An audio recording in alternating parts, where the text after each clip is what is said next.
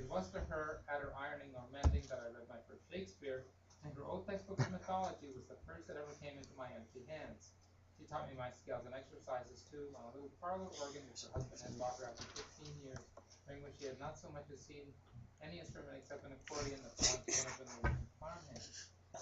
She would sit beside me by the hour, darning and counting, while I struggled with the harmonious blacksmith, but she seldom talked to me about music, and I understood why. She was a pious woman. She had the consolation of religion, and to her at least her martyrdom was not wholly sordid. Once when I had been doggedly beating out some passages from an old score of Euryanthe, I had found among her music books. She came to me, and putting her hands over my eyes, gently drew my head back upon her shoulder, saying tremulously, "Don't love it so well, Clark, or it may be taken from you.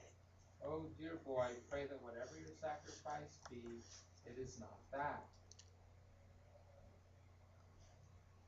When my aunt appeared on the morning after her arrival, she was still in a semi-somnambulant state. Somnambulance is sleepwalking.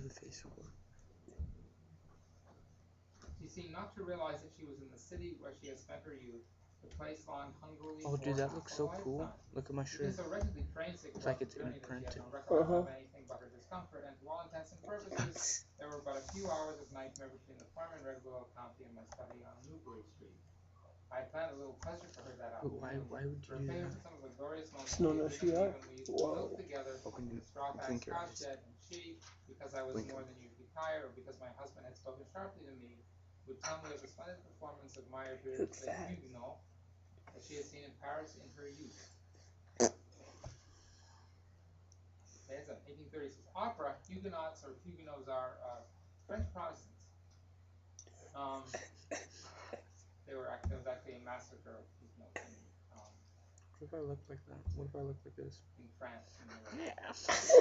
At 2 o'clock, the Boston Symphony Orchestra was to give a Wagner program, and I intended to take my aunt. It's like Trunks, kind of. About her enjoyment of it. You take him off sequence with that Android 17. And a long struggle mercifully ended at last. I suggested our visiting the conservatory and the Commons, Boston Commons, before lunch, but she seemed altogether too timid to wish to venture out. She questioned me absently about various changes in the city, but she was chiefly concerned that she had forgotten to leave instructions about feeding half-skin milk to a certain weakling calf.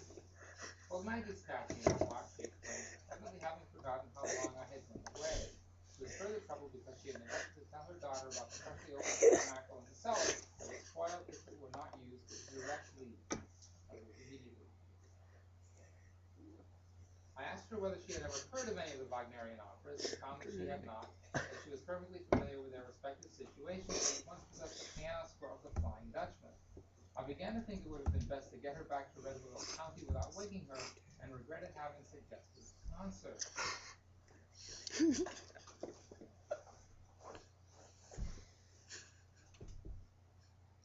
From the time we entered the concert hall, however, she was a trifle less passive than her, and seemed to begin to perceive her surroundings. I felt some trepidation lest one might become aware of the absurdities of her attire, or might experience some painful embarrassment at stepping suddenly into the world in which she had been dead for a quarter of a century. But again, I found how superficially I had judged her. She sat looking about her with eyes This one's the best one. stony as those with which the granite Ramses in a museum